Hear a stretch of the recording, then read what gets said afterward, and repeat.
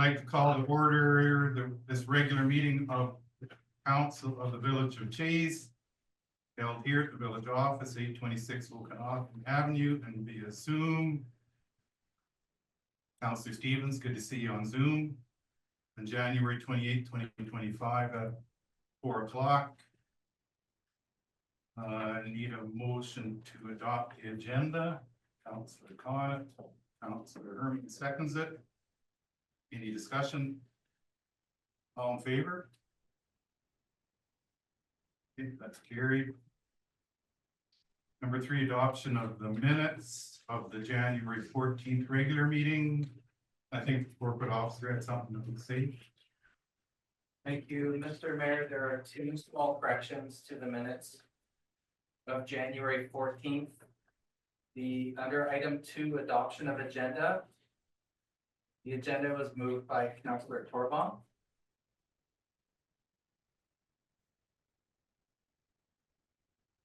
And under section 7 reports, Councillor Herman, on December 12th, he attended the Christmas Village get-together.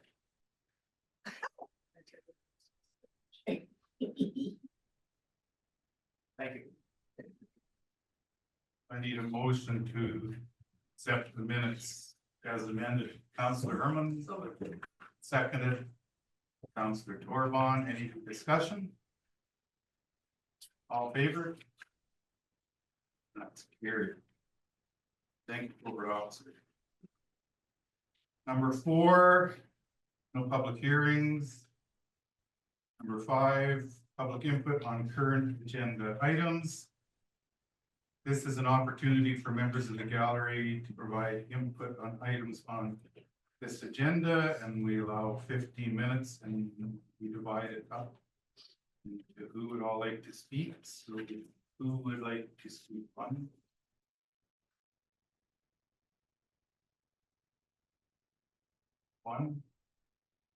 That's it? One person? Just a quick. Oh, no, well, just, sorry, Oh. that was me, my fault. I was just making sure there's just one person. Okay, so you got your name and address, please. Carolyn Parksmith, 813 Okanagan. There's no doubt that the service clubs, both Lions and Rotary, do wonderful work in our town. But with regard to the Lions financial submission, I'm assuming there's some revenue or assets and money somewhere, because the statement shows a nearly $10,000 loss between revenue and expenses, that's all.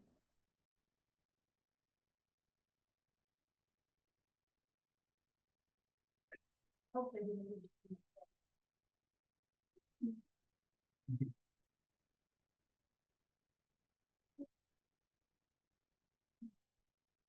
Nobody else, we will go on to number 6, delegations, there's none.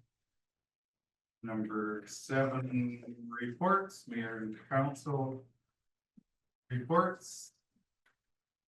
And I have January 20th, I went to the Together Chase meeting. January 22nd, TNRD strategic plan update. January 23rd, TNRD regular meeting. The Kamloops White Cane Club presented. And I thought it was interesting. They said there are 250,000 people in BC with lost vision or blindness. While Kelowna has 7 eye doctors, Kamloops only has 2. Take care of your eyes. How important is your vision? January 27th, I went to the Interfor Mill with Michael Henderson, our Fire Smart guy. We met with Eric Koch, and we reviewed the fire of 2023 and discussed preventing, mitigating the fire threat to the village of Chase, and there'll be a report later on from Michael. January 28th, today at 9:40 a.m., the CAO and myself met with Nisqually Chief and Council. Brock and Dean from the Festival Society spoke about coordinating and sharing events between the 2 communities. And we also discussed coordinating efforts regarding wildfire mitigation. 12 noon, I'm happy to say I had lunch with the new sergeant in Chase, been here about a week, Sergeant Steve Newport. And I welcome him to the community. Councillor Khan. January 14th council meeting and then January 14th to a health meeting. And visited with David at the coffee shop. That's my report. Councillor Herman. January 14th, at Village of Chase meeting via Zoom from Tofino. I've been on once as well. January 20th, was the Together Chase meeting at curling rink.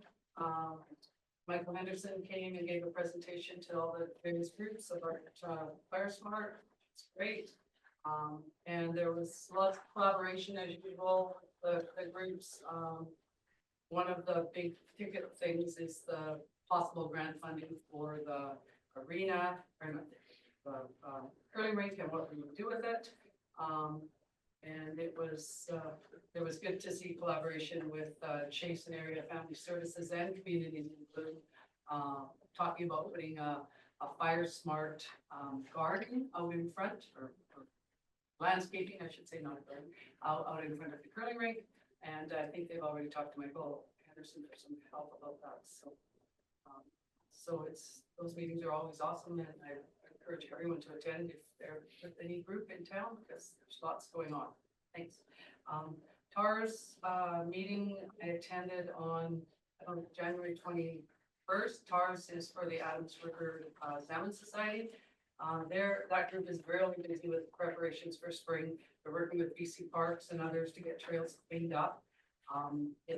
There's no final dates for any of the trails. There's so much going on with the studies for reforestation, invasive species, and all kinds of safety concerns with bridges and stuff, but they're working hard on that.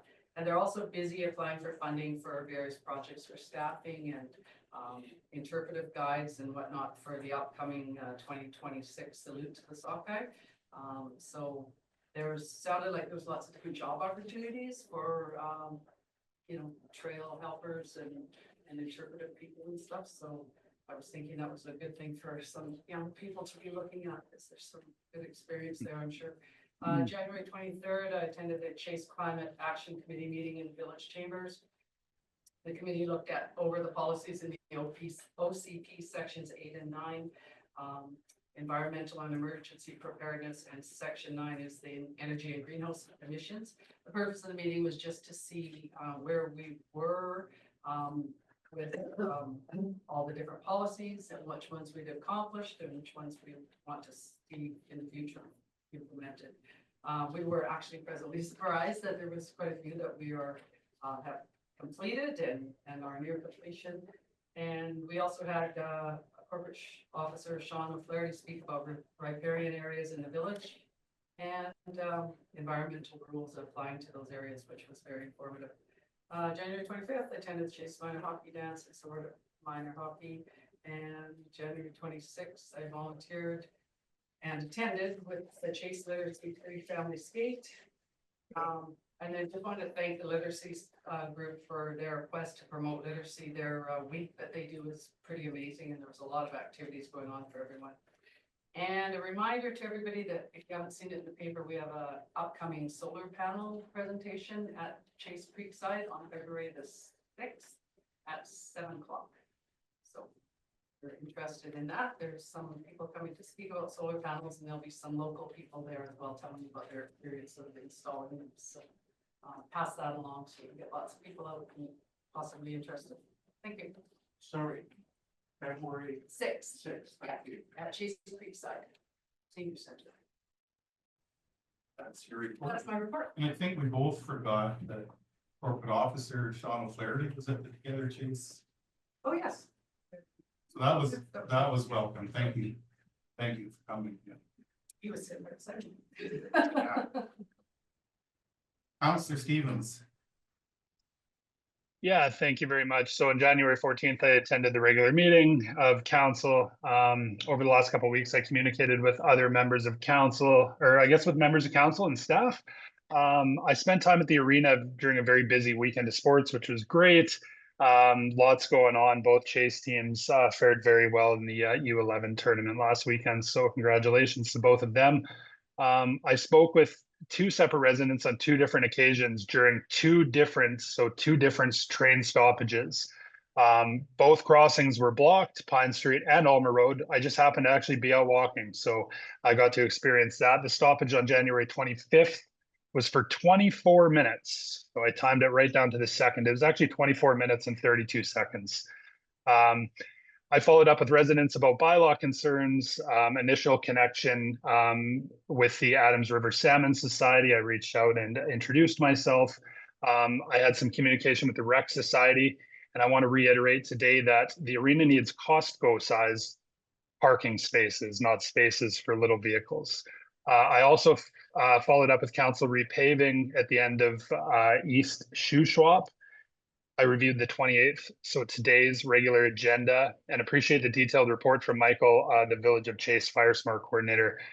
I read some write-ups about some of the reports that you alluded to, and I really think and want to urge council and the mayor to really have a look and analyze some of these reports that are coming out specifically from insurance agencies. Just want to remind you that if we have a community that can't grab insurance, a lot of people don't want to invest in that. And I just wanted to really say a heartfelt thank you to the Chase Lions Club for an incredible year of service. And I really look forward to another incredible year working together with you and best supporting you. That's all I have. Thank you. Councillor Torvon, January 14th, council meeting, January 17th, Shuswap Trail Alliance meeting in White Lake, January 20th, Together Chase meeting.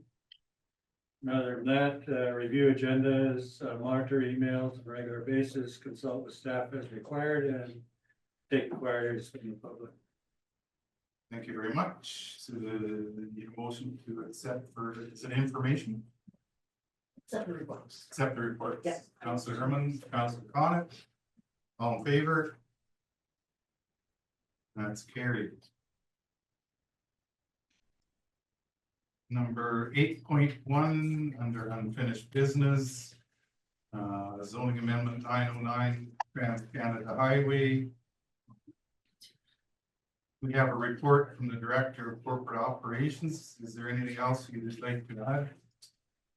Director of Corporate Operations at this time, or? Not at this time, Mr. Mayor. Okay, so there's a recommendation there if somebody.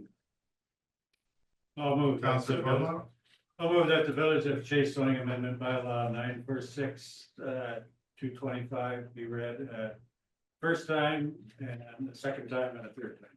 okay, so it's read the first time.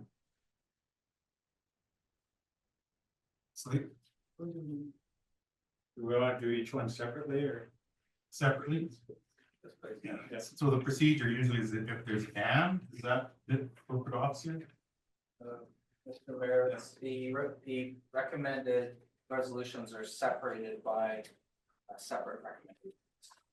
Zoning bylaws fall under a section in the Local Government Act, and they're also particularly susceptible to legal challenge. So because of this, they are read, each resolution is read independently. Okay, thank you. So can you make that recommendation again, Councillor? That the Village of Chase zoning amendment bylaw 946 2025 be read a first time. Do we have a seconder? Councillor Herman. Any discussion? All in favor?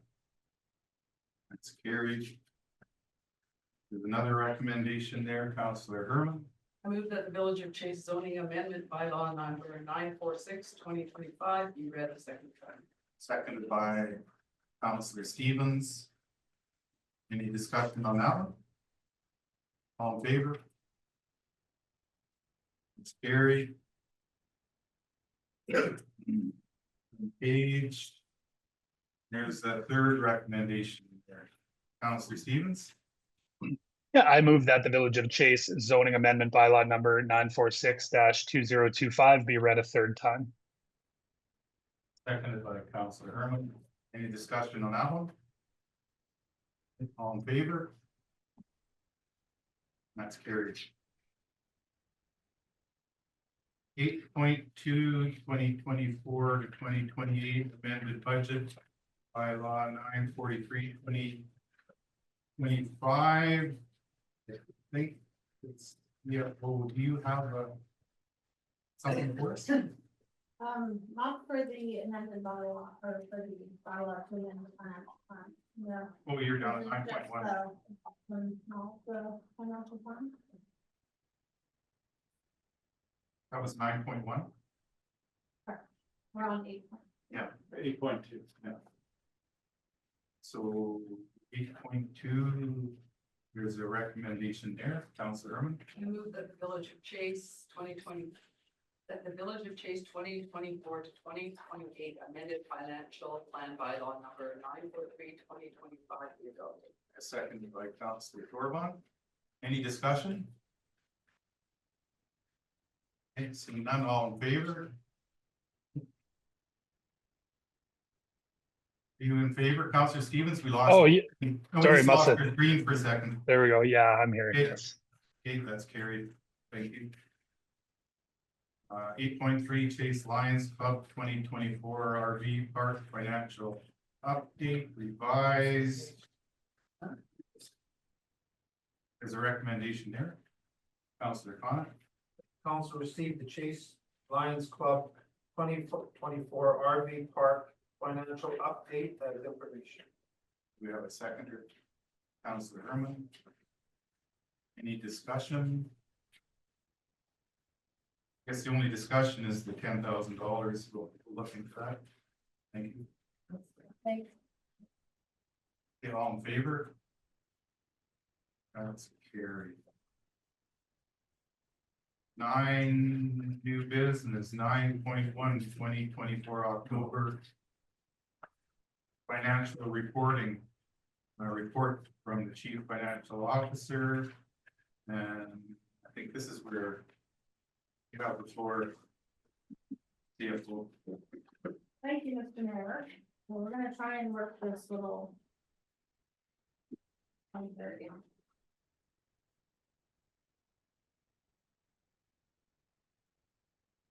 We have a little Fighting, hold on a second. Oh, sorry. Who's got the biggest pointer? Yeah. The biggest sword is gonna win. I can't touch it.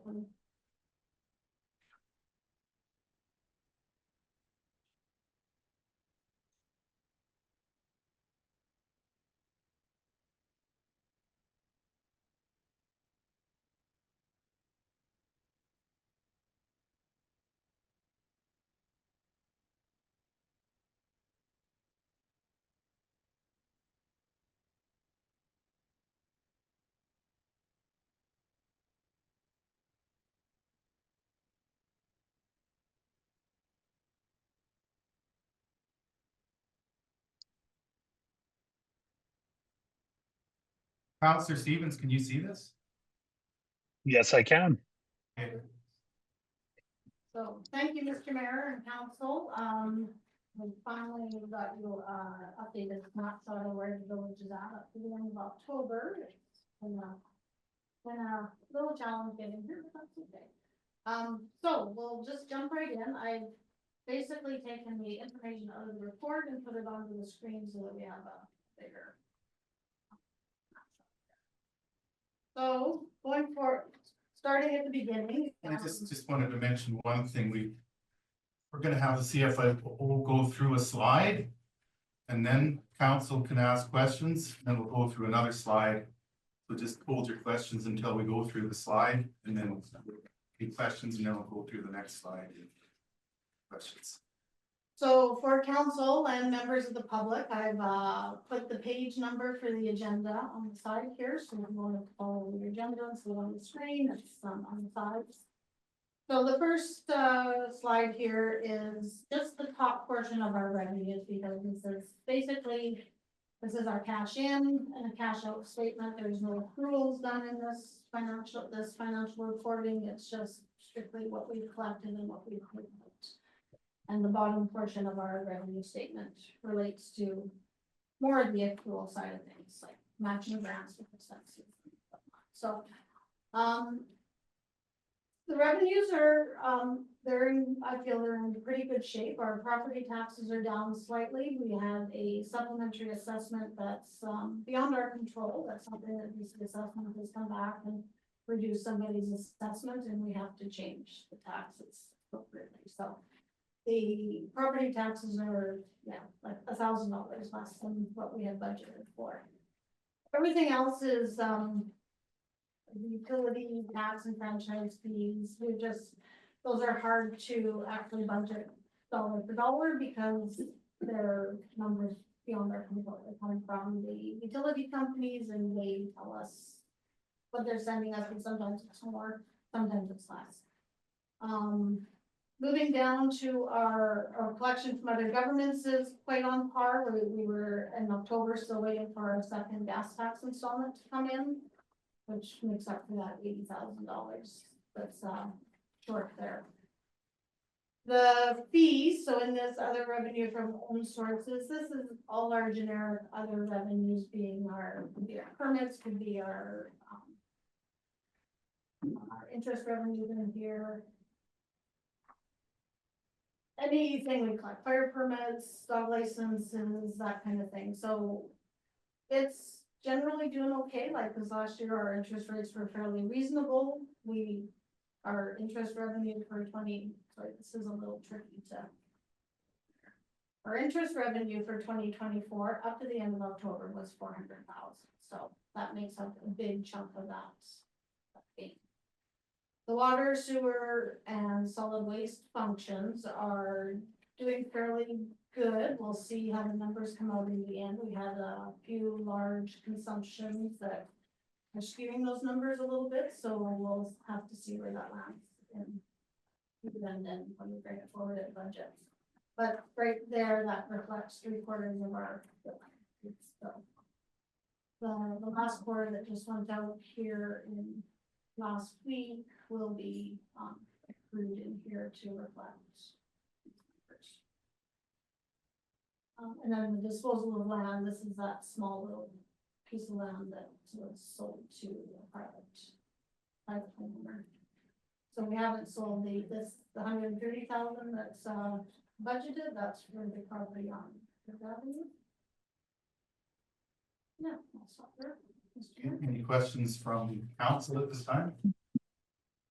Councilor Connor? Yeah. Oh, Councilor Stevens?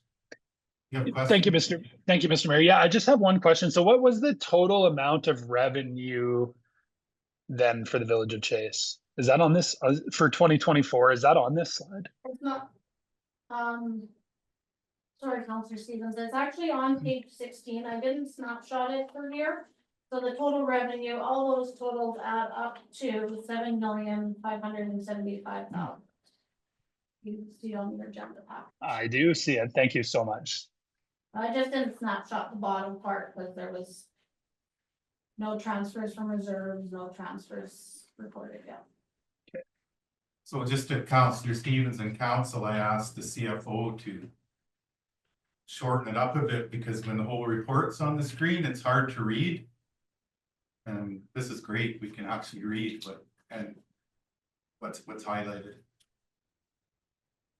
Any other questions? Okay, thank you. Great.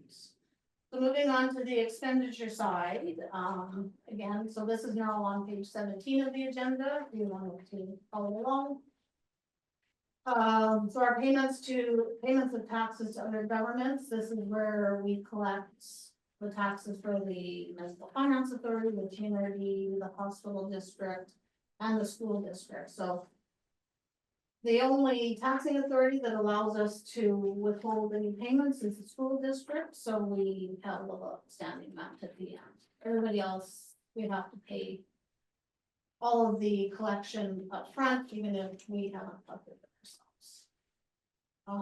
The grants and aids, so this council knows we maxed out the $10,000 that we had budgeted. The remaining 1,500 is something we had budgeted for the Youth Action Committee. Which never got spent this year. The legislative services is our council expenses, or even these are travel conferences. So we're, a third of the way through, so that's pretty accurate. Corporate services is all of our admin functions. So again, it's, on par for budget right now. Municipal enforcement is our, law and animal control. It's on par. Emergency and protective services, so in this line item, we have our Fire Smart service, which makes up 200,000 of this. And the reason we have such a large amount remaining is because Mr. Henderson didn't start with us until September, so there's only about 2 months worth of expenses in here. Then the other service that's in this line item is our first responders, which we'll get to a little income statement for them, because I just want to bring to council's attention that program. That makes up the remaining amount in the service. Our fire service compared to budget is doing, they're doing well. They're 100,000 versus 100,000 remaining versus the 291. Same with our rescue service. I don't see any concerns in any of these ones. Our economic development service, so this one, last year, we moved the summer program into here. I think I will move it again, kind of into recreation, because it doesn't belong in economic development, but that's fair. Under the economic development, we have our contribution to the Shuswap Trail Alliance and the Chamber of Commerce, so 40,000 of this 100,000 went to those two services.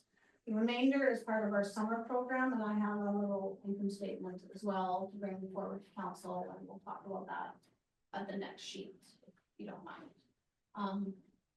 Public Works admin is doing, like, most of the services are on par, like their budget versus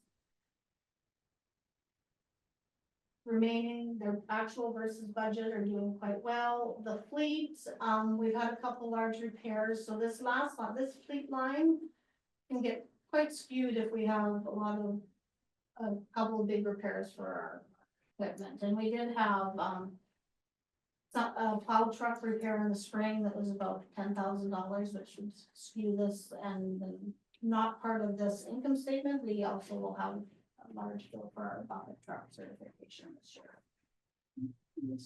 Can you think of anything else that I'm missing that one? The solid waste truck, but it's solid. Yeah. So carrying on, the transportation roads, is all looking pretty good. Under the park service, I just want to comment here, so it's a little bit higher.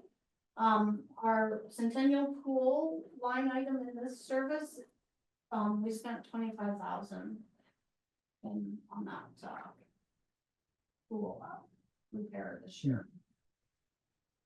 Of course, will come forward to council again in budget this year. The cemetery line item, I just want to point out, it looks like we've spent lots of the budget, but 6,000 of this is actually grave liners. So this is bringing items into our inventory for future sales. It's not an inventory item, it's an expense in your purchase.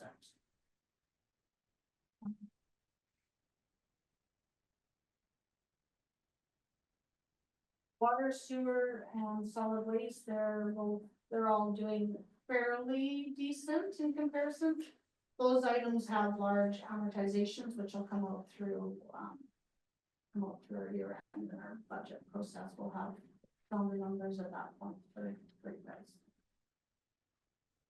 Yeah, Mr. Mayor? Okay, any questions from council on this slide?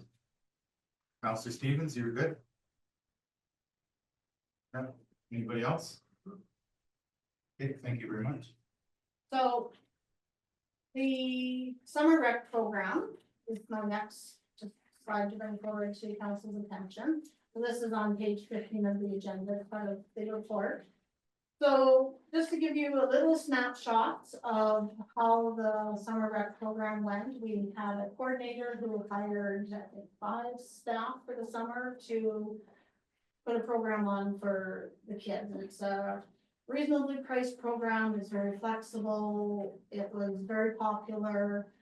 But in the long run, we did wind up having a deficit on the program, so this is, I just wanna make sure council's aware of this, going forward into the next budget season. We have applied for the, Canada Wage Grant. Summer jobs. Summer jobs grant. We won't know about that until about April, so. In 2024, the coordinator approached us about putting on a spring program. So during spring break, she did a 1-week program just to see how it would work. She was pretty full most of the time. It was her and another staff member, but so the spring program, I just want to let you know that it actually, out of this $18,000 loss, it 2,344 was attributed to the spring program. So which means the actual summer program wound up costing us an extra $600,000. So the revenue generated, so this would have been what parents and about some other invoicing that we generated from the participation, and the wages, benefits, and the small amount of supplies. She, in comparison to everything else, she kept her costs down pretty good for that. So the cost of the program was $58,000. This includes the spring and the summer, less the revenue generated. Means the total program came to $38,000 net. We had budgeted $20,000 of taxation to fund the program, and so that we was over budget by $18,000. So council, just to bring to council's attention, so if we want changes or through the budget process.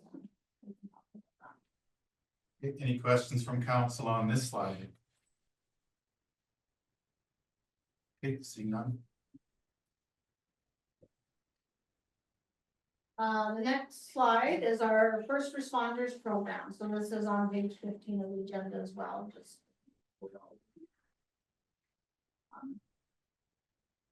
This will go over the summer rec program. So this, just to bring to council's attention, the call outs for the first responders program. So this is where our volunteer fire department is trained as a first responder to assist BC ambulance on calls in the community. And so they, if BC ambulance can't get there right away, our firefighters or volunteer firefighters will respond and wait till ambulance services show up. So in 2024, the calls averaged between 7 and 12 calls a month, which might not seem like much, but compared to what we've had in the past, well, we can see our call out rate fee. So this is what we actually have paid our first responders for call outs has doubled. And this is only to the end of October. So in 10 months, our fee has doubled what we had paid out in 2023. And then basically practices are what the same, benefits, supplies. So this year they did have to replenish a bunch of their supplies in the vehicle, so we costed that in there. So just to show you, with this program, has cost the village so far to the end of October, 14,000, and we'd only budgeted 9. So this is just another budget talk to bring forward to council to see if we want to fund that further. Okay, I see Councillor Stevens' hand up there. Yeah, thank you, Mr. Mayor. Through the mayor to the CFO. I was just wondering, so I got a couple questions. So why doesn't BC Ambulance fully fund this? And then I guess the second part to that is how they're not even like covering the supplies. Is that right? Like we're paying out of pocket to support BC Ambulance? That's all. Thank you. Here, I can probably answer both of your questions, Councillor Stevens. So the first responder program in BC is not the call out fees, practices are not funded by BC Ambulance. So if we want to participate in the program, the costs are basically borne by our taxpayers. Now they do supply some supplies, they do provide some supplies, and they do provide certification training on an annual basis. That's over and above what is shown here. So there are some requirements in order for our folks to go out and do what they need to do that we do fund. So basically province-wide, the program is not fully funded by BC Ambulance. Thank you very much. That sounds like a great potential resolution. Thank you, CAO Heinrich. Any other questions from council on this slide? Not Dan answered the question I was gonna ask, yeah. Councilor Corbett. Yeah, Dan, just for your info, at UBCM and SOGA, the resolution for this sort of comes up every year. We've been at one of the conferences, I actually was involved in talking to the minister that deals with it at the time. She's no longer there. So we've been pushing to have this fully compensated by the government, and we get the same answer every time. Okay, we'll look at it. Do they ever look at it? I doubt it. That's the answer they've given us so far. Hopefully we'll get a different answer at some point. Thank you. Thank you for that. I really appreciate that background. Any other questions from council? Okay, thank you. Moving on, this is, the bottom part of our income statement on page 7, or our expenditure statement on page 17 of the agenda. And what I'm telling you here is that these numbers all come from our capital statement.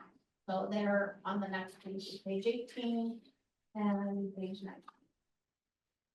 Basically, the rest of the bottom of the statement is our debt interest and our debt repayments. And then the transfers to reserves and stuff that I haven't done yet for accounting purposes.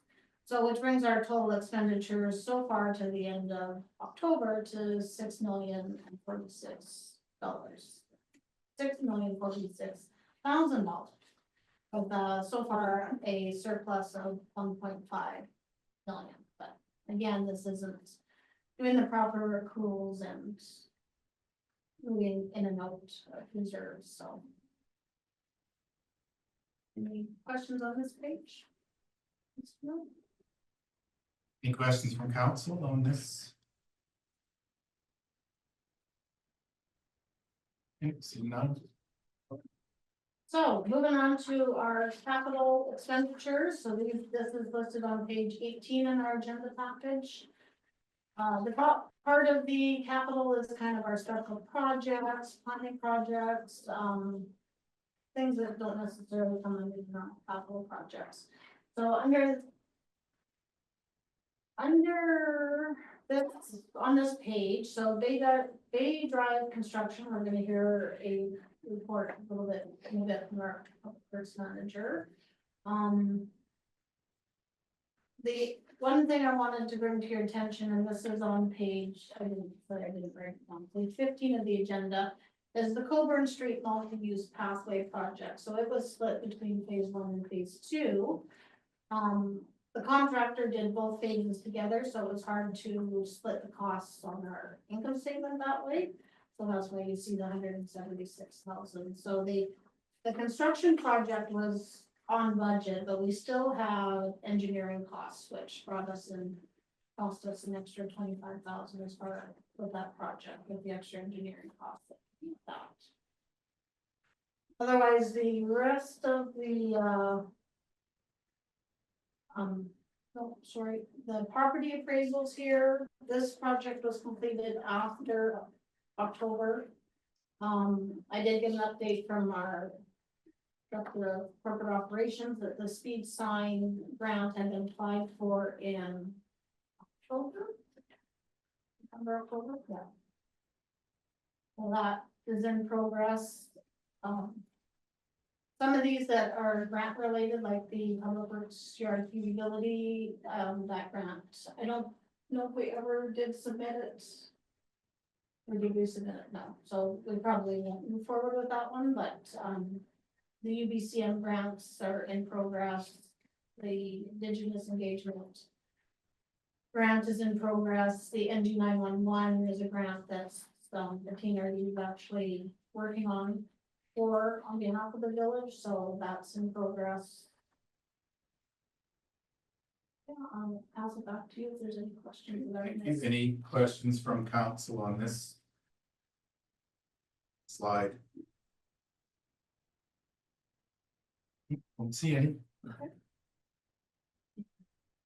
All right, so, and this is page 18, so this is the bottom half of the page. And this is like our, not our operation, but this is more along our operational items, arenas, cemetery, crime ring. All those good things, so, going down, the arena security is a little bit over the budget. But that's something that's beyond our control with TELUS, so we thought 12,000 came in a little bit higher. This water backflow preventers and water meters in the parks, this is actually a water meter purchase, so I will need to do some reallocating, but that was approved by council to use for water meters. Going forward, where we look at my notes, the community hall, wireless, so this 8,300 is mostly like wireless upgrades in there and a few other little repairs. The 10,000 below it is the dishwasher replacement. Going down to, well, the curling club that was completed at the end of 2023, built in 2024, so that's another project that is still on our sheets. The curling club repairs and maintenance, this is the dishwasher replacement at the curling club. So they're very expensive items, they don't seem like they should be, but because they're commercial, they are. The EOC generator is the one outside the window here, it was completed after October, so we'll see that come forward at budget time. The next one, the bush truck, so just a little bit over budget on that. Mostly due to the PST on the purchases that sometimes gets missed when you're doing your budgeting, forget that we have to pay for that. The air compressor grant, so on one side, the bush truck was over budget, the air compressor grant, so it's the total of these two lines, the 30 and the 25,000 came in at 10,000 under budget, so that's a good thing. Fire equipment, first responders equipment. This is to the end of October. Our fire chief kind of waits till close to the end of the year and sees if he, has any dire needs to get in. So I'm sure that some of this will be spent before the end of the year. The IT computer equipment, this was originally the 40,000 that we normally budget for our IT purposes for the whole village. We also had the amendment from council to add the $100,000 to do our server replacement and major upgrades to all of our IT infrastructure. These yellow items represent the budget amendments. So I put the budget amendments in here. So the 80,000 for the road rescue vehicle, which didn't get spent until I think November, close to December sometime.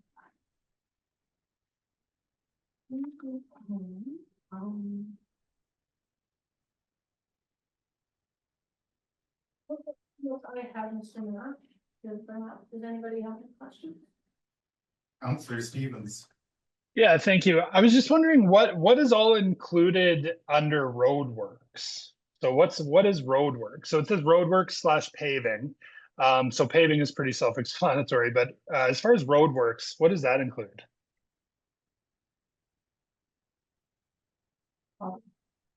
Go ahead. Through the CAO. Road repairs would include potholing as well. We do have separate line items for line painting. So it would really just be paving and potholing.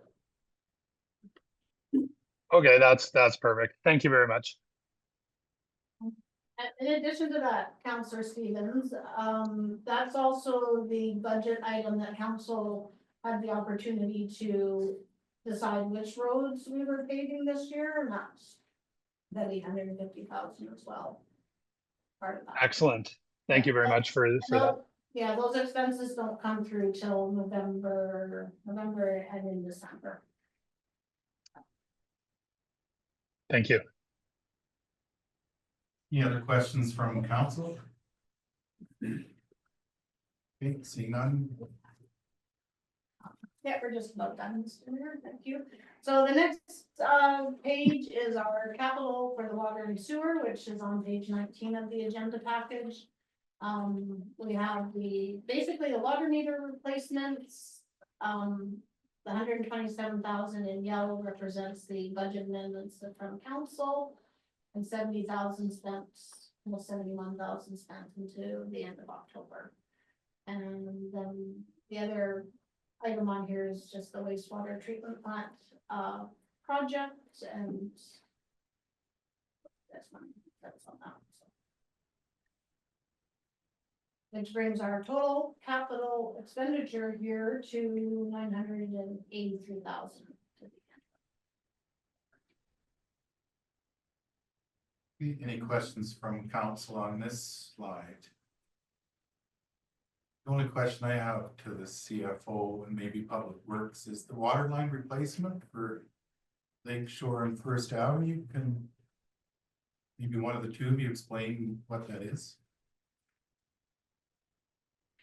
So through the CAO, the water line replacement, our asset management plan had identified both Lake Shore as well as First Ave for potential projects.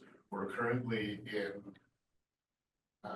design on the First Ave water line project, and we make sure what kind of coming up.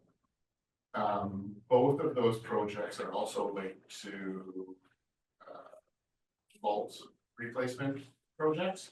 So we're trying to ensure that we time the production of the two, so that they. Yeah. Thank you. Any other questions from council? Good to see you. David, Okay, sorry. how much at First Avenue? The water. From Pine Street to the bowling alley, basically. To the bowling alley. Okay. What about the rest of it? The other side of Pine. On the other side of the bowling The alley. other side of the bowling alley. Behind the. We're just getting going on the design right now. They were out surveying, I believe, last week. So we'll be identifying the exact scope of the works once that survey is. So the councillor comment, what do you mean the other side of the bowling alley? Well, in behind the post office, Oh, there's a okay. water line in there that services houses. It's just an old galvanized line. Okay, anything else anybody wants to ask the council? Like to ask the CFO with the report? I'd like to thank the CFO for doing a great, I love the PowerPoint reports. So we have a recommendation there. Councillor Dorman. 9.1. Council received the October 24th financial reporting as information. Seconded by Councillor Herman. Any more discussion? All in favor? That's carried. Thanks once again. CFO, yeah, good job. 9.2, early budget approval for tender of a drive improvements. And I'm gonna turn this through the CA over to the manager of public works, if that's okay.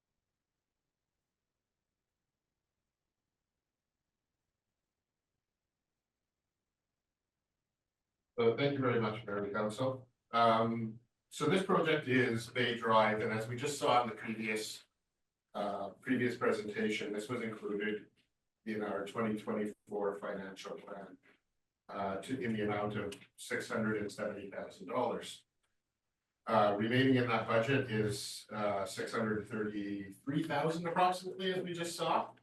Go to the next slide, Sean. So the initial scope of work was really, there was a couple of different issues that we were trying to deal with. The main issue being the slope stability issue on Bay Drive. Concern about slope movements and how the storm drainage system might be negatively impacting that. In the initial scope of work, we also included dealing with some historical drainage complaints on Bay Drive.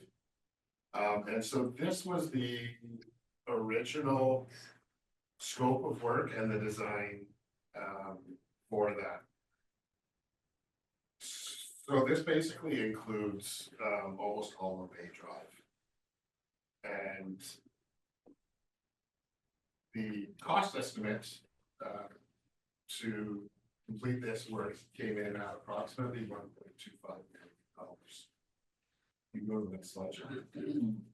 So this is the end of the cul-de-sac, and this is kind of more of the slide with where the challenges that we were trying to deal with come from. Next slide, please, Sean. Sorry.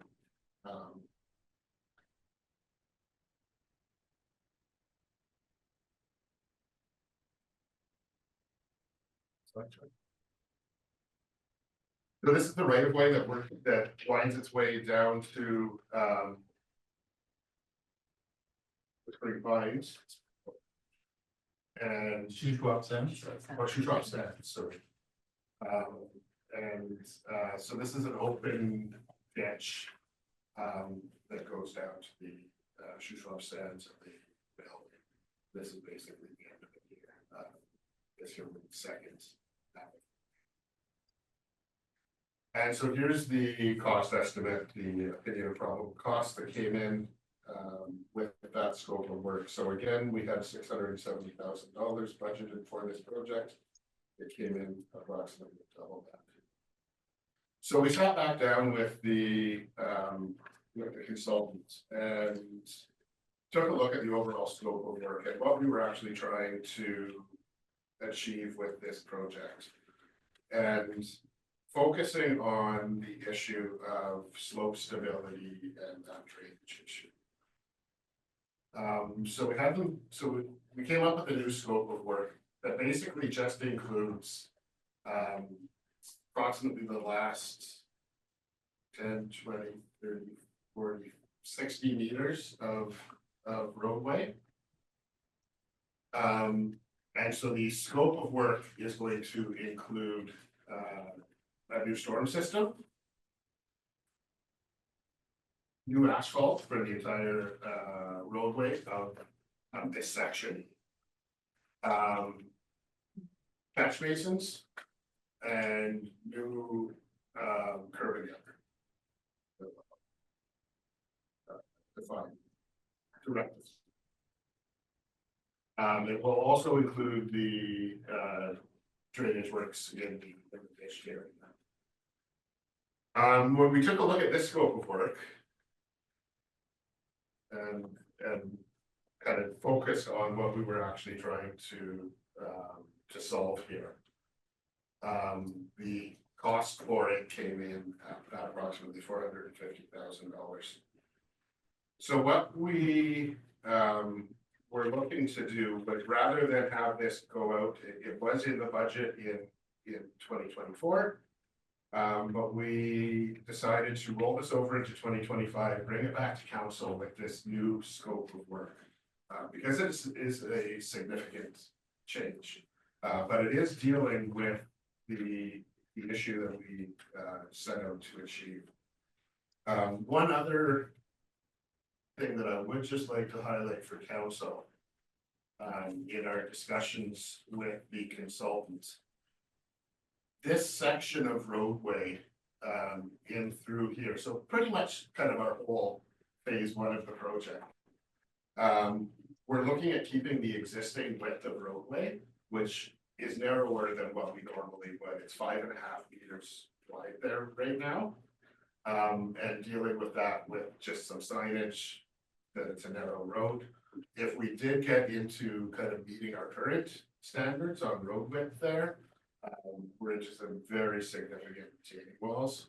That would, even on the reduced scope of work, probably bring us back to the issues that we're having when we look for redefining the scope. So just wanted to bring that road back to council's attention, and other than that, yeah, we're looking for early budgets approval so that we can actually go to tender and get this project out to some contractors. We will be reporting back to council, obviously, to award any project as this is decided now.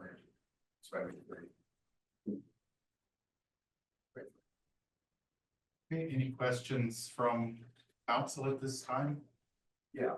Council, How far up is the curbing gonna go up on the, north side? I thought that would be on the bank side.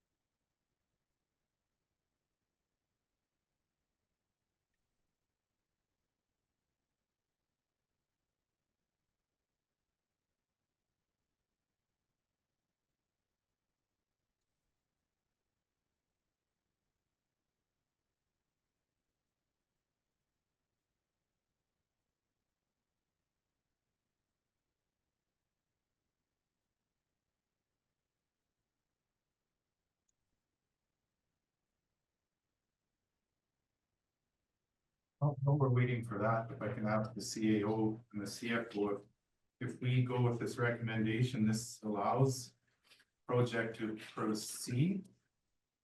That's correct. With the change of scope that we're. Assumptions. Yeah.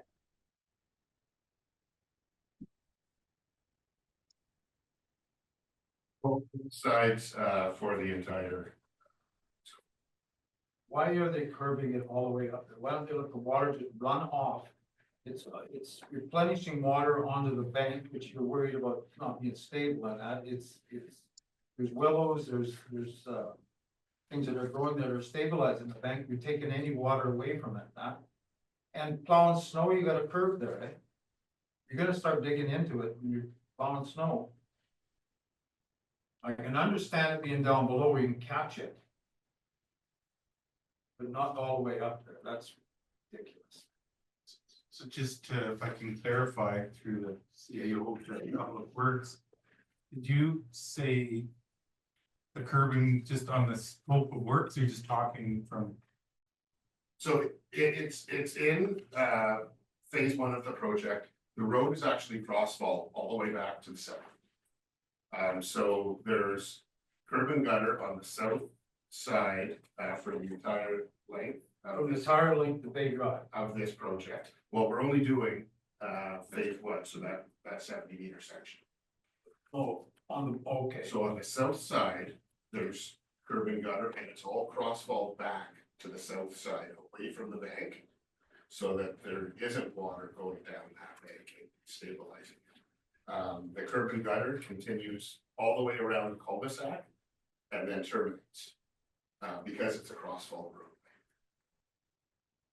I can understand that, but not in the other. It's, you can cut back on that. So there is no curb and gutter on the north side. Other than in the cul-de-sac. That's what I'm. It's on the south side for the entire length of the project. Can you go up and point? It's hard for us. Yeah, Or the thing, I'm just trying to Sure. figure out where you're, or is there the mousy thing or something? You wanna play with this? Is, oh. Thank you. So.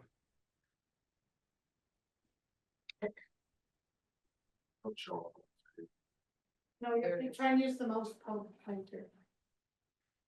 Yeah, use the most. So the curb and gutter is going on the south side of the roadway. For the entire. Wraps around, So it's not going on, wraps around the cul-de-sac. Not on the banks. Yeah. it's not going on the bank side, On the bank side, it's all crossfall back to the south side. 70 meters up.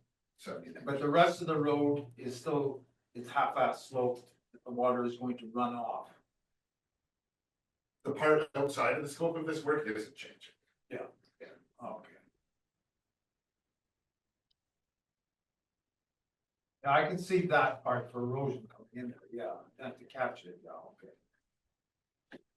okay. The question I have through the CAO to public, where the crossfall, So, your standard road is crowned. In the center line, and so you got a 2% crossfall kind of either way to shed water. This roadway will be all shedding one way. So it just crossfalls at 2%, right across the entire roadway. So that if I can add, so that the water will run into into the gutters on the south side. So rather than being like this, it's gonna be like this. That goes to cash basis. Yep. And collect it properly. But when you pave the whole road, which you're thinking of doing, were you taking it right up to Okanagan? No. Just the bottom. Just I mean. If we take a look at where the actual trench cuts and stuff like that would be, you'd be left with very little asphalt there. Anyways, so for the scope of this project, we'd be looking at repaving for the section we're tearing up, which is that 7 meters. Not pretty far up, was it? No. That's not to say that we don't take a look at including that with our people. Sense.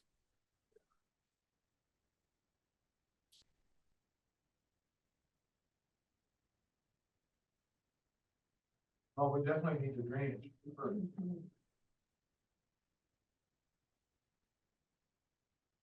anything else to add from staff on this report? Anything else staff would like to add?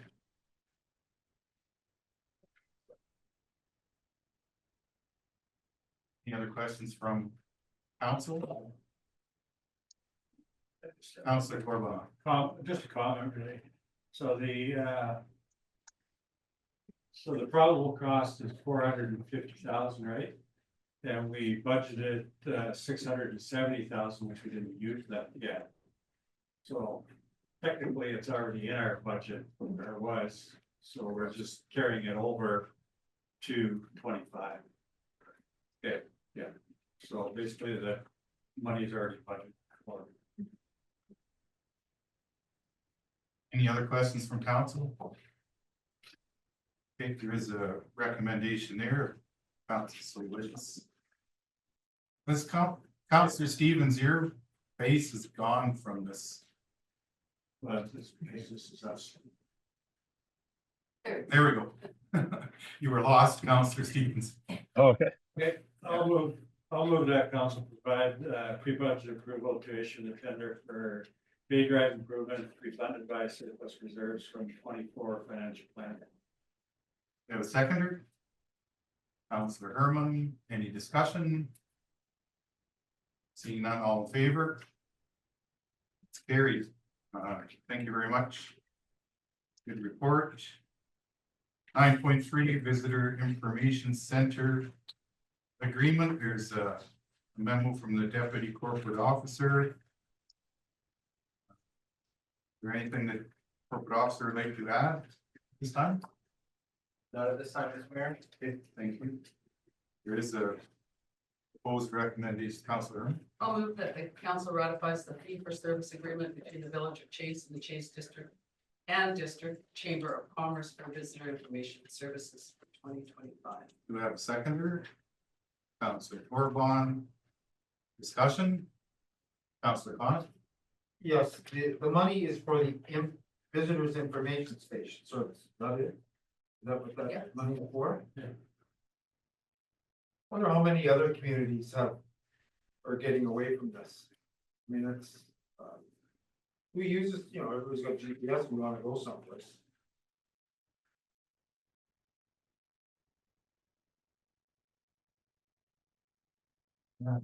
You've been Oh, in there? Councilor Herman? Yeah, I've been in the summertime. Not in the summer, no. Well, there's a lot of. I drive by them and there isn't that many people there. They're not standing at the door of the big line. Councilor Corbon. Well, I think. Like, for me, is I made a trip across Canada. And it didn't matter where I was, to get information to where I was going and things I was going to be dealing with. I stopped at pretty much every information center across Canada. And that's the one, it's not just, you can't plug in a lot of the information on your GPS, that only gives you directions as to how to, as where you're going. Doesn't give you information on what's going on, what things are available in the places you're going to and all that kind of stuff. So you need that kind of information, so that it can be passed on to tourists, so that they know if they want to do something or whatever, restaurants, all that kind of stuff, banks, whatever. Information that's not on your GPS. They supply all that, and I found it, for myself anyways, traveling across Canada, that those places were the ultimate for getting things, like going to see stuff that I want to go see. If I didn't have that, I wouldn't have found most places. Councilor Herman. Just like to say, I agree with that. Like every time we go somewhere, we stop at an information center and get where the trails are and a brochure on things, that are happening in the community. If we're gonna be there, we might want to see a concert or do something at the beach. We do that. We were just in Tofino. There's this open year round. We were there probably 3 times and to find out different things that were happening. So I think they're pretty essential for economic development of our community, and they also do a lot of things for just our community, our groups, for people who are moving to town. They often stop there to see what groups are available and what volunteer activities they can partake in. So I think it's highly valuable. And it is a good question, Councilor Khan, and I would expect if you went to the visitor center, they actually keep a count of who comes in, questions they asked. So they do have numbers on how many people came and when they've used, that might be useful information, right? You can go in and see who's using it, what they're asking, when they came. I'll be there next Wednesday and all that. Any other discussion on this issue? Seeing none, all in favor? Did that hand go up, Councilor? No, it's not gonna go up. Okay, And I would like it recorded. I was just, okay, opposed? Opposed? Okay, you want it recorded, Councilor? Absolutely. Okay, and that's carried. 4-1. 9.4 wildfire risk in Chase, report from the Fire Smart Coordinator. Does the Fire Smart Coordinator wish to add anything, say anything this time? Thank you, Mayor and Council. I can go over the report if you like, whatever you Whatever you like to do. Sure, yeah, I can do a brief run through of the report here, which begins at page 25 of the agenda. So, the Village of Chase is naturally prone to wildfire. After nearly a century of putting out every wildfire that we can in the province, and climate change and ongoing issues such as pests of the pine beetle or Douglas fir beetle, the area is primed for wildfire. This report focuses on risk analysis. I am currently working on proposals, and for the next meeting, I will have those available. However, if you have questions on proposals, I'm willing to answer those. So streets and parks, vegetation management in municipal crown land area is satisfactory. There's room for improvement. I noticed that along the railway, there was some work done on the pine trees, which is great. Limbing those branches, that's a common ignition source, the railway. Some work is also done fuel mitigating around the museum, which is another area of concern to me, that slope between Hillside Avenue and Shuswap Avenue, the forested slope. So it's good to see some work done there, but there is much more to be done as well. Infrastructure, the railway again is a very likely source of ignition, so it's something to be focused on. CPKC does have a 15-meter, I believe, right away on each side of the railway. So any work that we wish to do within 15 meters of the railway is likely going to have to involve consultation with CPKC. Our water delivery infrastructure, from what I know, we have a backup diesel generator in the event of a power outage. So if the power were to go out during a wildfire event, people would still be able to power their sprinklers. That's very important. However, there are potential upgrades we can look into budget-wise in the future.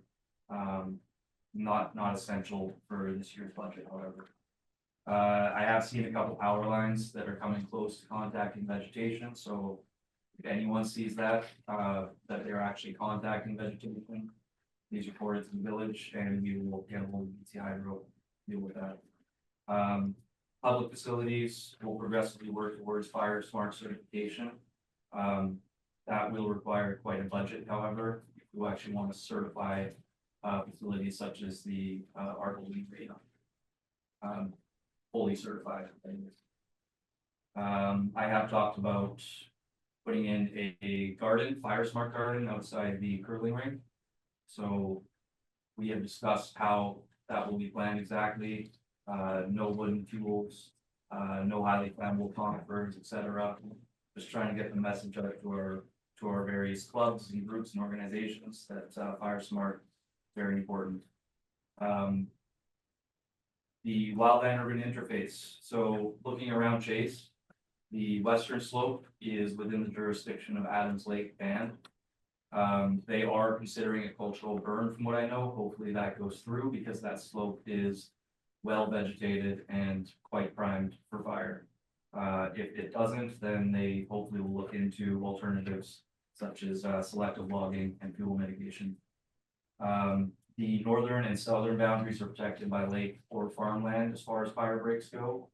The eastern slope here, Mount Scatcherd and Mount Boise are of particular concern. There are a lot of stakeholders involved, however, so if we were to go through with any kind of fuel mitigation on the eastern slope, it would probably take minimum 18 months of consultation, I would imagine. Tolko would probably be the main stakeholder in that. They would be the ones getting the selective logging and the work done. But that's something to look into. Residential, so the majority of land among Chase is privately owned. So we need to look into how we're going to get homeowners engaged and interested in fire smart. So education is a big aspect of this. So far, we have tried to communicate with the public via the sunflowers, the newspaper, social media, various other forms of communication, and the only one that has really resonated so far is in-person presentations. So all the interest that I've got in home assessments and other other forms of action that homeowners can take has been garnered through public communications, in-person contact. So I'm hoping to do as many of those as possible going forward with as many different organizations as I can in town. I wasn't getting as much interest from residents in fire smart assessments as I was hoping, considering in 2023 how close the community was to evacuation. So that's something that a little concerning to me. So yeah, I'm hoping to not up the number of home assessments going forward. Maybe people will be a little more interested come spring. Another form of action that I'm hoping we will get accomplished soon is development permits and applicable bylaws. I know that Sean is looking into that, and I will be working closely with them. So introducing a wildfire development permit area would help with any construction projects going forward to ensure that the property is already built to spec when it comes to fire smart. So we're not gonna have to go assess it repeatedly, it's already going to be fire smart. The bylaw aspect, we will hopefully introduce some new bylaws or amend existing bylaws. I know communities such as Vernon have various bylaws such as property landscape maintenance, good neighbor bylaw, tree protections and removal, fire prevention, and their own municipal building codes that all have fire smart incorporated in them. So there are various ways in which the municipality is able to actually enforce fire smart rather than just hoping that its residents follow fire smart expectations. However, this is looking into the distant future. Maybe by the end of 2025, we'll have an idea of what that looks like. Overall risk analysis here, Chase's climate is very prone to wildfire. It's a known fact, it's semi-arid, it exceeds 30 degrees Celsius in summer. There's lots of vegetation to burn, lots of fuel loading. Wind patterns can be amplified because of the narrow valley. Reduced snowpack over the years, which is climate change largely, and the combined impact of all these is significant. The topography of Chase, we have moderately steep slopes. The valley width is only 2.3 kilometers, which means embers can cross from one side all the way to the other, no problem. So even though we have these fire breaks surrounding the village, it's at particularly high risk of ignition regardless, because those embers can travel anywhere and land anywhere in town, no matter where you live. Dex C7 fuel types, which are some of the most flammable, Ponderosa Pine, Douglas Fir. We do have lakes and rivers, which is good in the event of a fire because that means we have immediate water supply nearby. But yeah, despite being surrounded by fire breaks, the topography puts us at elevated risk of home ignition. So when it comes to preparedness, the fire department is very well equipped from what I see. The SBU trailer could be replaced with the Type 2 soon enough. And from what I've heard from the chief, they could use some more staff. So hopefully we can get a few more volunteers in there soon enough. The evacuation plan is well designed. I've looked over that. I do wonder how familiar it is to most residents in town. Perhaps we should try and get it out there, do some messaging, make sure that people are well familiar with our evacuation route in the event of emergency. Access egress for wildfire personnel who are responding to fires is satisfactory with the exception of Mount Boise. So if a fire were to occur specifically on that slope, they would probably have to respond by helicopter, easy wildfire. And that puts them at a very limited resources for response. So if it were to occur during peak wildfire season and on Mount Boise, which is very unlikely, it would put us in a difficult situation probably.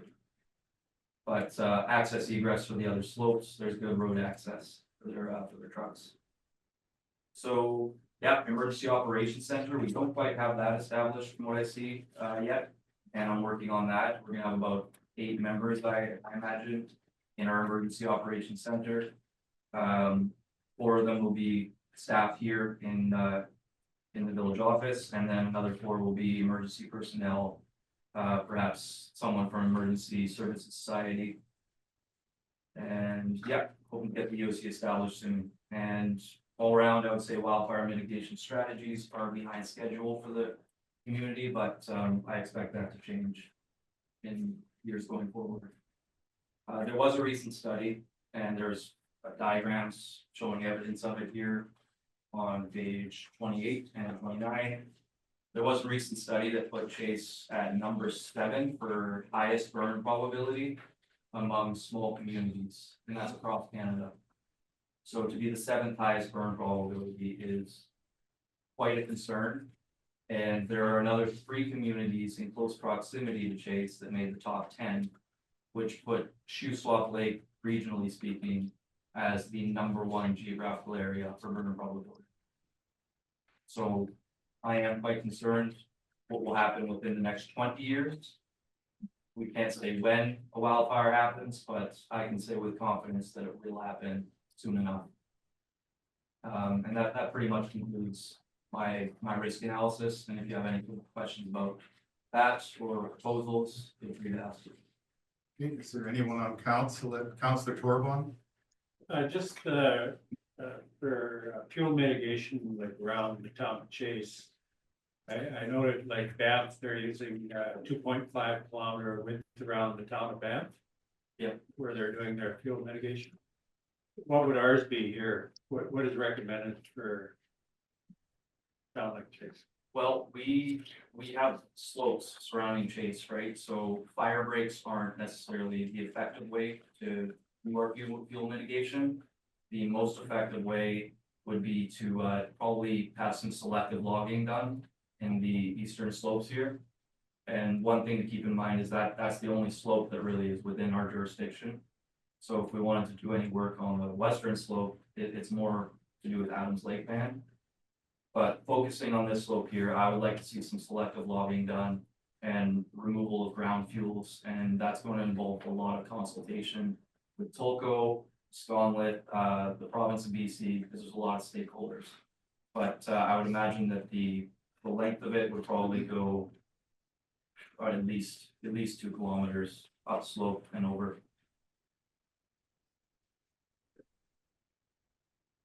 Does that answer your question, Councillor Torban? Is there anybody else on council that? Councillor Thomas? What's, that was an access highway, and the highway's supposed to look after that. I don't know if it still is. But you go Chase Creek Road. Okay. So what's the width of it? You're talking about the switchbacks or? Yeah. Yeah, the road going up Yeah. Patrick there. Yeah, that's still under control of the highways, I think. I believe so. I would like to do a more thorough assessment of it, but it's probably not gonna be till spring. But I would like to actually drive the road up the slope and over and see. I'm wondering what the width is. It's not enough of a width, I'd say, for 2 vehicles. No, I know that, but I'm wondering how much is there like a road? Is it 30 feet? Is it 60 feet? I would say it's or between that, probably maybe 40 feet. That's not that big. It could use a bit of work. But I know, having worked with BC Wildfire Service, they've driven much worse. No, I'm just wondering if a person, if you got a machine up there like a baller buncher and that, and you could just grab a tree. If you had permission on with the highways and that. Just grab it, throw it behind you. None of it's worth it. It's all fire. Yeah, you You would. widen it, then you got a pretty good break there. Yep, I mean, when it comes to brakes, the highway would be the main brake. Yeah. As far as that goes. This road you're speaking of is more about access and egress for the wildfire service and our own first responders. So if they were to respond to a fire, the fact that they have reasonable access with that road. Oh, absolutely. You need access. Yeah, you're not standing down here because you got a tree over it. Yeah, but we could look into improving the maintenance of it. I think it is not our responsibility, like you say. It's a highways. Yeah. So we would have to get in contact with them. Councillor Torban? That's if the road is still gazetted, it would be highways. I don't know if that road is still gazetted or not. We'd have to check. Yeah. Actually, if I just could add to that, that road because it's a Shuswap Trail Alliance has partnered to make that an actual trail, so it's not gazetted anymore. And I don't know, Sean may know better than I, but I don't think MOT even actually maintains it. But we'll get Michael on that. If it's not gazetted, they won't look after it. It'll be forced. Yeah, it's just a trail, the vehicle isn't gonna get up there either. What's a wide? Still, It's definitely something that Michael can look into for us. So, if we can use your first name. Michael, you had mentioned something about even access for, a 1 ton Yeah, truck. 1 ton roughly, yeah. Some of them are 1.5, but I would imagine for that, they bring in a 1 ton. Just to get access for the crew to drop them off and. Yeah. Back water. Yeah. And we also had the meeting yesterday at Interfor, We did, which was great. yeah, we met with Interfor at the lumber mill and went over their experience with the 2023 wildfire, which was very fascinating. Very knowledgeable people, so I'm hoping to stay in contact with them. Yeah, and I think they mentioned the opportunity to put out a newsletter every month. Yes, so I've already been posting in the local newspaper and our own flyers, but and newsletters, but the fact that they have offered to also post in theirs is a benefit. So going forward, I'll be posting with them as well. Yeah, and it was very interesting to go to someone in the business and a few other things that woke me up a little bit. Comments. Yeah, That woke me up well, I'm sure it was a scary. a little bit was, I was one of the ones, okay, it's already burnt over here, it's already burnt over there. But then here, the Woodlands manager mentioned, I think you'll follow up on it, but the fact that there's fuel left after those fires almost makes it, can we say worse situation, or what would you say with that? The fact that there's fuel left, well, no, it's more mitigated now, more fire smart than it was before, because there's less to burn ultimately. But that'll only last about 10 or 15 years maybe, and then the risk will be back up. So right now they're in the process of salvaging what wood they can there. Yeah, and they were very helpful, weren't they? Very helpful, just showing us, we kind of went over this hillside, and he just give us some rough ideas, I thought were great. Well, they were a great example of how you largely have to rely on local supports. You know, the BC Wildfire Service was only able to provide them with 1 helicopter, I believe, and support. Most of that work was done themselves, right? So. And yeah, and to follow up on that, that was interesting, the part, like when the fires come. Yeah. There's only so many resources. So that was interesting. That's my main concern for Chase. BC Wildfire Service is based out of Kamloops, right down the street, not far. They could get here in no time, especially by helicopter. But during peak fire season, which that's when that fire occurred, they don't have many resources. So there is the possibility that we would not have much available to us. So I would like to stress the importance of self-preparedness and local initiatives. And you also have a chipping program? We have a chipping program, it's scheduled for May 20th. And they'll pick up at anyone's address, 10 minutes per address, they will pick up fuel that is at the curb. Awesome. Any other questions? and I might add that with the Fire Smart, if you get a little, I just got my insurance, or told what it was gonna be, and it's jumped $800. Yeah. My house insurance. So getting that little ticket from Fire Smart, you can take to the insurance people, and they'll look into it, and I think they look it off. Yeah, you said you got, I think it wasn't about, 13%? yeah, they were talking about that, yeah. Yeah, that's about the highest number I've heard so far, and it's not much. So we're hoping, FireSmart BC is hoping to work closely with the insurance providers and up that number a little more. Just saving 13% on your insurance when it goes up $800 a year. Not a whole lot. Any other questions from council? Mhm. Councilor Stevens.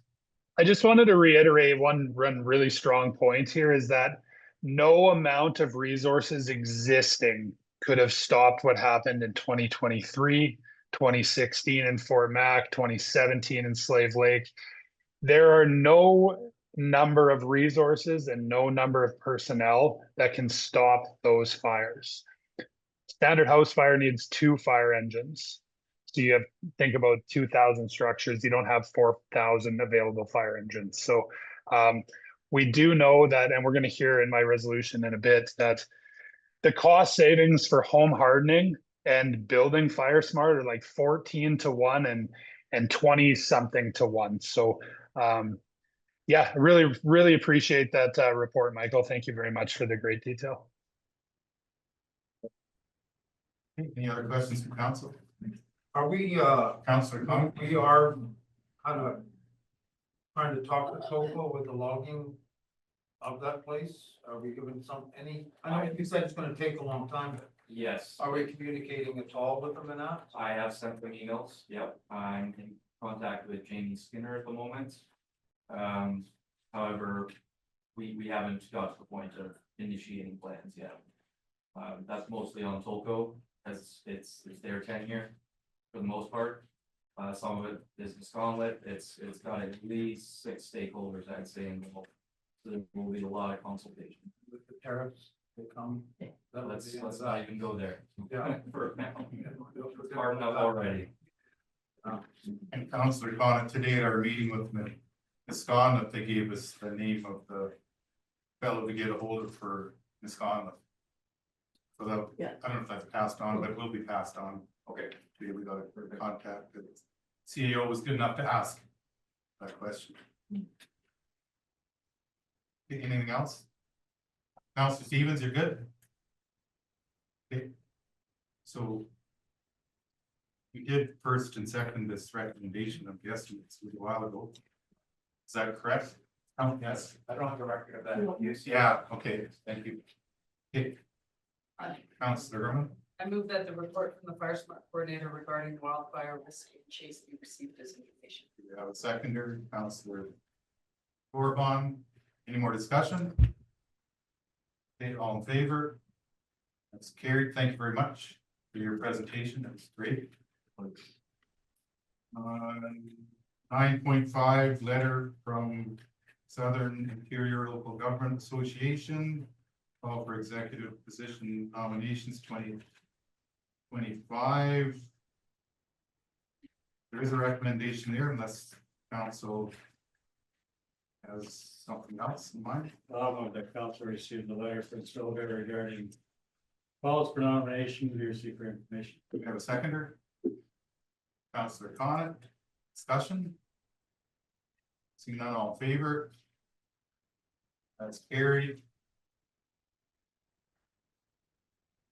9.6 letter from Southern Interior Local Government, second letter from the Southern Interior Local Government Association, call for resolution for 2025. And Councillor Stevens, you have a proposed resolution. Like to speak to it? Yeah, sure. Thank you very much, Mr. Mayor. I don't know if I need to read the whole thing or not, but basically the resolution for Silga builds right off the discussion we just had. So I would like to put forward to Silga that the provincial government increase financial commitments for wildfire prevention in wildland urban interface risk classes 1 to 3. And the reason that risk class is important here is because not all the communities in the province fall under risk class 1 to 3. Risk class 1 to 3 is the highest risk class in the province. And in this resolution, I would like them to,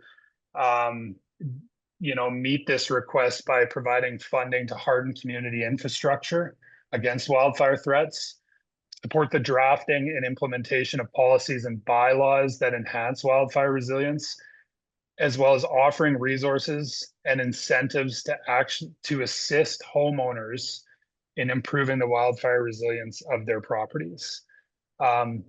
I've included a little bit of information as well, and some sourcing just around some very important topics, just that highlight the importance of ember ignition and really just rehash what we just spoke about.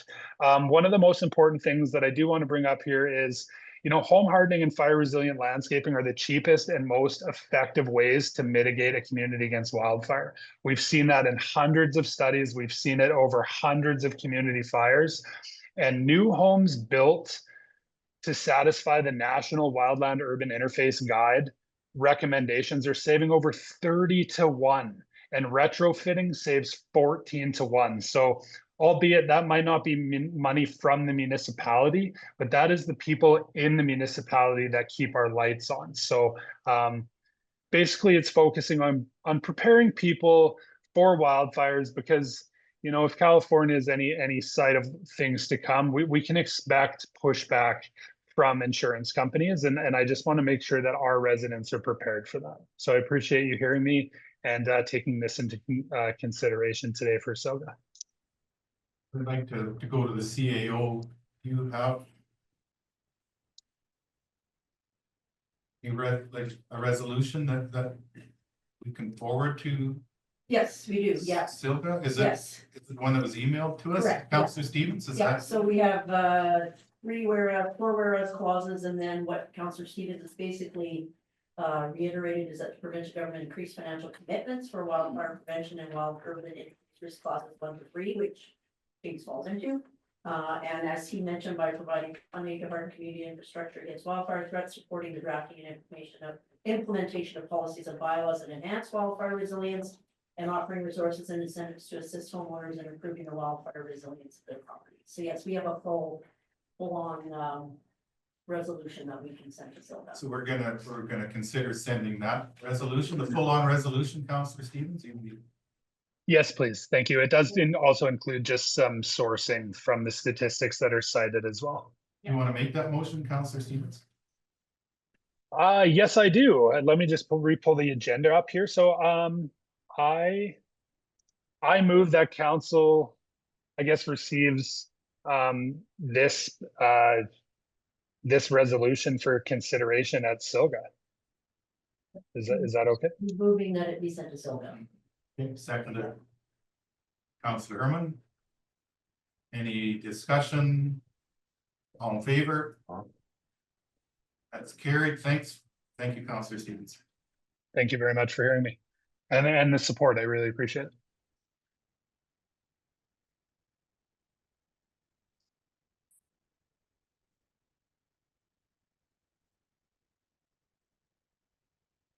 (9.7).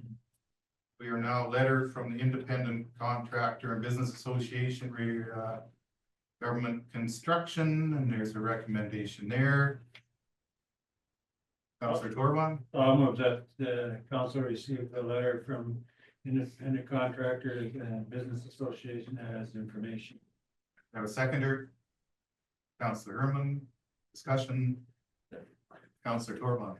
Yeah, I agree with this group. Is what's happening, if most people don't know, is when companies bid on government projects, those companies, if they're not unionized, then the employees have to be unionized.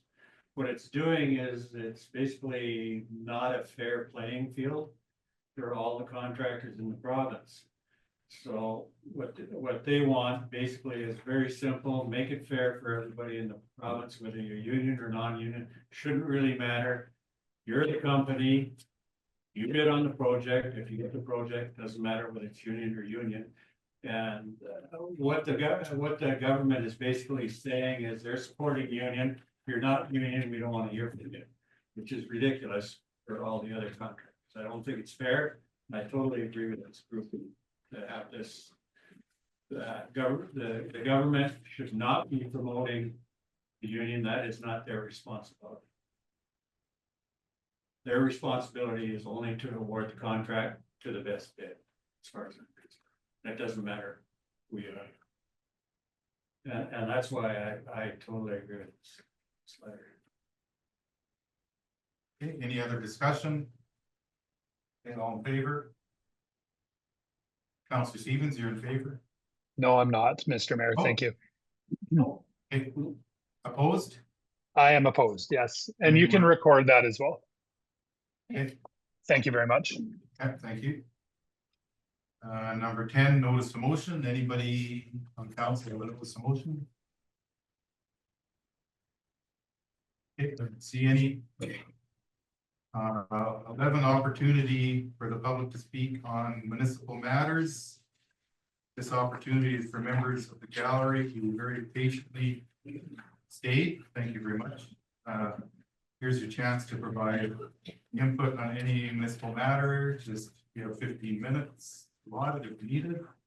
How many? You have 1, 2, 3? 3 people? We get 5 minutes apiece. Would like to go first and Jean Hope, and just name an address. Jane Holt, 235 Willow Street. Last year when they took down this is regarding the fire, they took down all the trees along the path to walk down to the river. They just left a mess down there. Now, with the dry winter, everything is dry.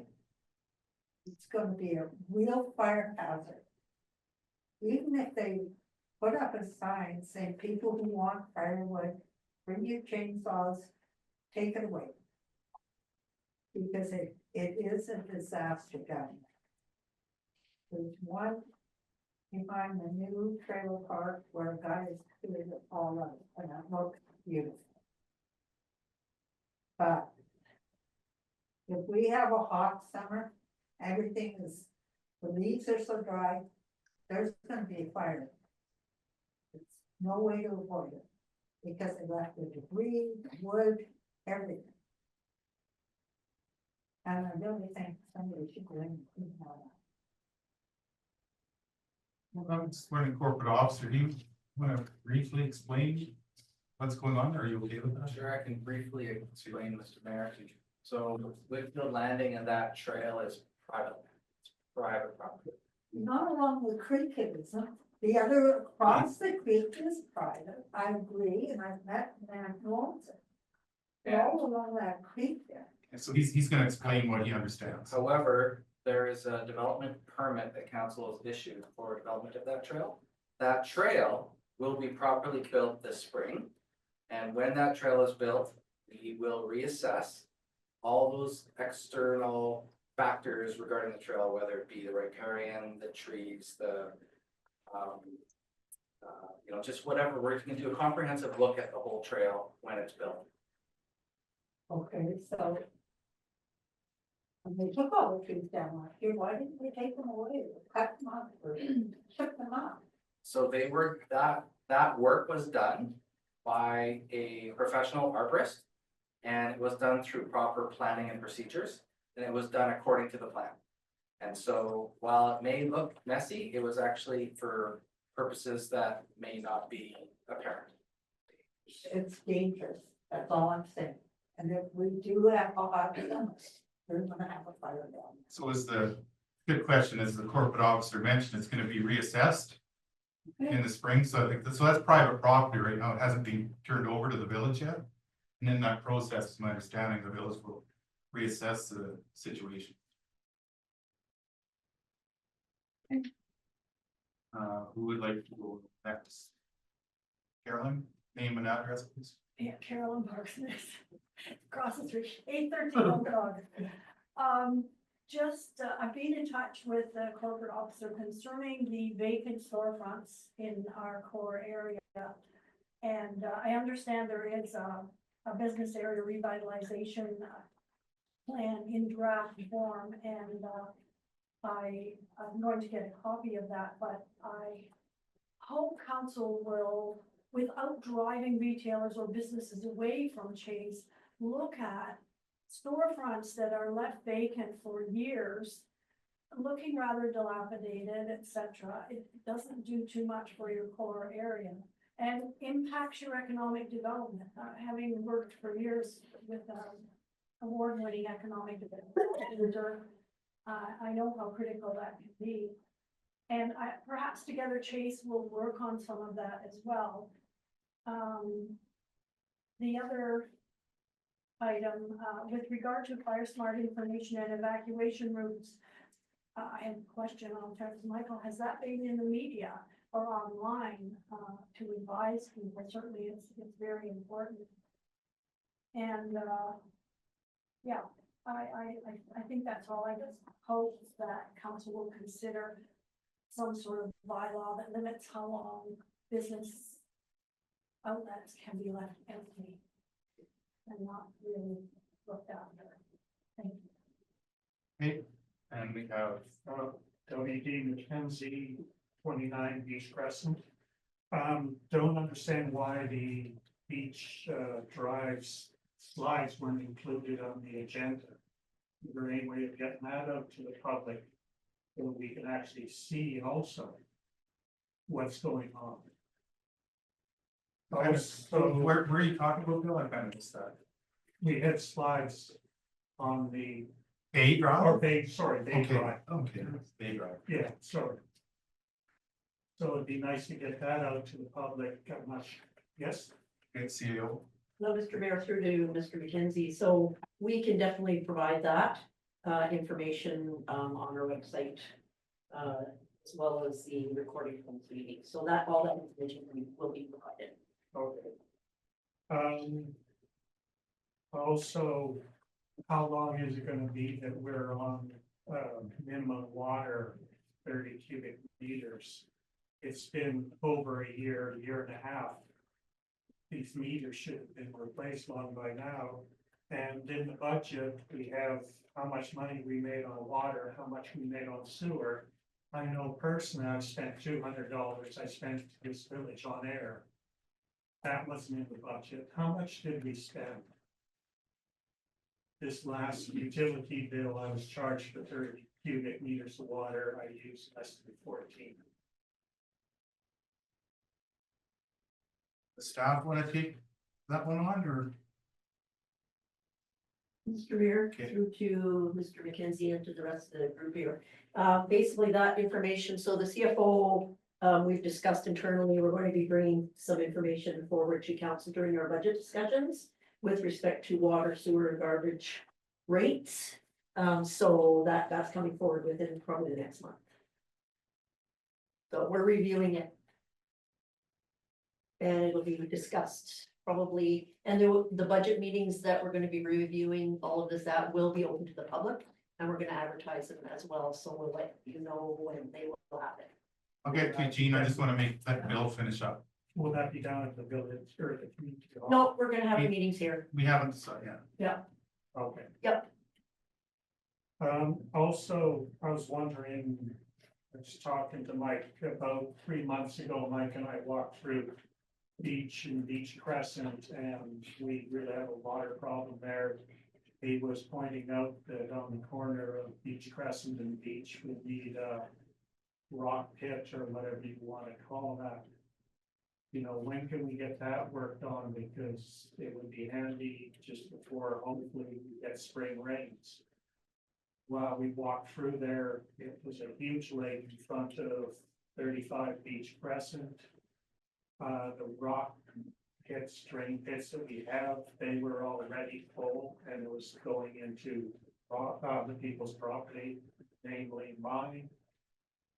And the center, as anyone knows, has gone down those streets. The center of the street is, or the edge of the street is the lowest part of the street, so it's actually a creek until it fails off. But it would be nice to get a rock pit over before Beach 35 gets drowned in. Thank you. When you said you were walking with Mike, who we have, Baker. We have 3 mics. we only have 3? We only have 3, Through the CAO Mr. Baker. to Mr. Baker, do you want anything to comment at this time?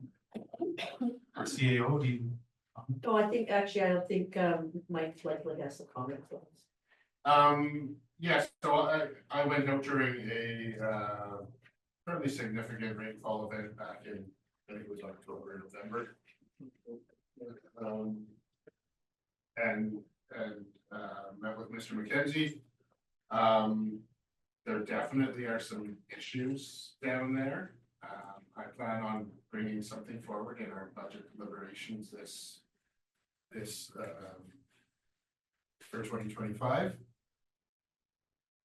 Some of the challenges down there, I think a rock pit quite possibly maybe a good solution, but there is high water table, there is a bunch of other sort of issues there that I want to do a bit of investigation on as well. But we'll be bringing something forward in the 2025 budget deliberations to deal with stormwater issues. Thank you. Are you good now, Bill, or are you? Yeah, no, but just decades ago, there was a rock pit put in with, I think, Colin within a month of requests. So it just seems kind of like. No, it's just a shot, just a back truck, and you strip down, you hit a little bit of gravel, put a culvert in and a screen on top of it, and then the water will drain away.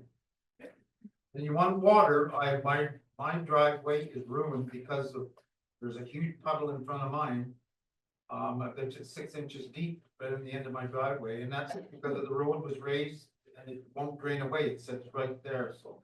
My driveway was absolutely ruined with it. And maybe I need a pit. I think I'll ask for one. I think we're getting close, but Mrs. Hope, you have something? No, I think she'll answer at the next meeting with the water rates, because I know last year we did not water on stuff. And the places on our street, all lawns were brown. That's not good for fire. But you can't force water at the rate you're charging right now. Let's see. I just heard Ms. Bolt say next meeting, but it won't be that the next meeting, it'll be in February, we're gonna do budget meetings, but we'll let you know when they're gonna happen. Okay. So you have to really look at what you're doing for people just with your water. That didn't water. Take the garden out and didn't water. Cost too much. Farming vegetables a lot cheaper. Okay.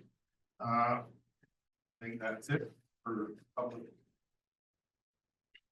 Speaking of this municipal matters, I'd like to thank everyone that came personally, and we're now gonna go in camera, so we're gonna take a 5-minute break. Is that correct? You wanna make a motion or take the break? Somebody want to make that motion? Councilor Herman? I move that January 28th, 2025 regular meeting. No. Oh, no, sorry, wrong In one, camera. wrong one. Jeez. Yeah, I wanted to go. The council recessed to an in-camera meeting pursuant to section 19(1)(a), personal information about, you have to read the whole thing. Identifiable individual with Walter as being considered for a position as an officer, employee, or agent of the municipality, or another position appointed by the municipality, and section 19(1)(k), negotiations and related discussions respecting the proposed provision of a municipal service that are at their preliminary stages, and that, in the view of the council, could reasonably be expected to harm the interests of the municipality if they were held in public. We, Have a second. Second. Councilor Torvon, all in favor? No. Thank you.